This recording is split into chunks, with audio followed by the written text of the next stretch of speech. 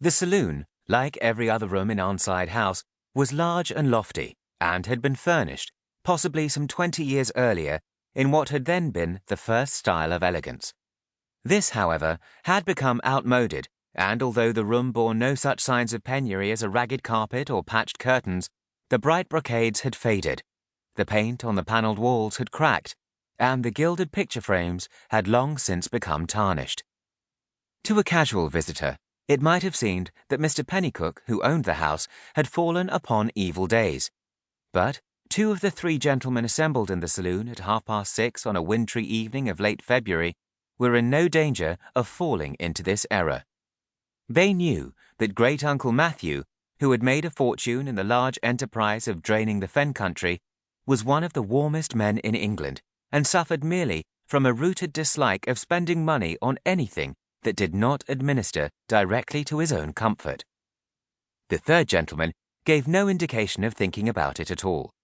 He did not, like his cousin Lord Biddenden, level a disapproving eyeglass at a spotted mirror. He did not, like his younger cousin, the Honourable and Reverend Hugh Rattray, comment acidly on the inadequacy of the small wood fire burning in the hearth.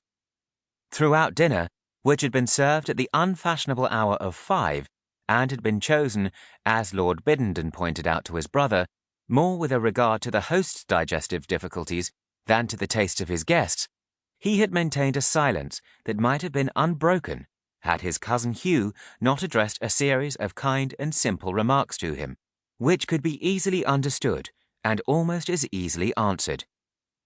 Upon entering the saloon, he had drifted to a chair on one side of the fireplace where he now sat, chewing a corner of his handkerchief, and staring with an expression of vacuity at his elder cousin.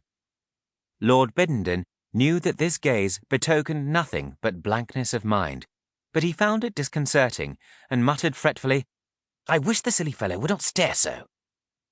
"He is doing you no harm," his brother said gravely.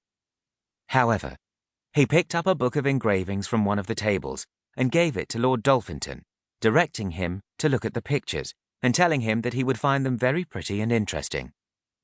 Lord Dolphinton, who was accustomed to being told far less kindly by his mother what he must do, received the book gratefully and began to turn over the pages. Lord Biddenden said, still in that complaining undervoice, "I cannot conceive what should have prevailed with Uncle Matthew to have invited him. It is absurd to suppose that he can have an interest in this business." He received no other answer than one of his brother's annoyingly reproving looks, and with an exclamation of impatience walked over to the table and began to toss over 1 or 2 periodicals which had been arranged upon it. "It is excessively provoking that Claude should not be here," he said, for perhaps the 7th time that day. "I should have been very glad to have seen him comfortably established." This observation being met with the same unencouraging silence, his lordship said with a good deal of asperity, "You may not consider Claude's claims, but I am not one to be forgetting my brothers, I am thankful to state. I'll tell you what it is, Hugh.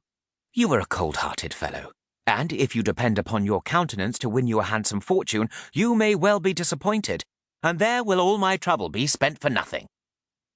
"What trouble?" inquired the rector, in accents which lent some colour to his brother's accusation. "If it had not been for my representations of what you owe to the family, you would not be here this evening." The Reverend Hugh shrugged his broad shoulders and replied repressively, "The whole of the affair seems to me to be most improper. If I make poor Kitty an offer, it will be from compassion, and in the belief that her upbringing and character are such as must make her a suitable wife for a man in orders."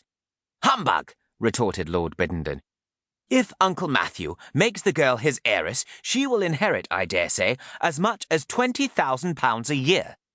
He cannot have spent a tithe of his fortune since he built this place, and when one considers how it must have accumulated— My dear Hugh, I do beg of you to use a little address.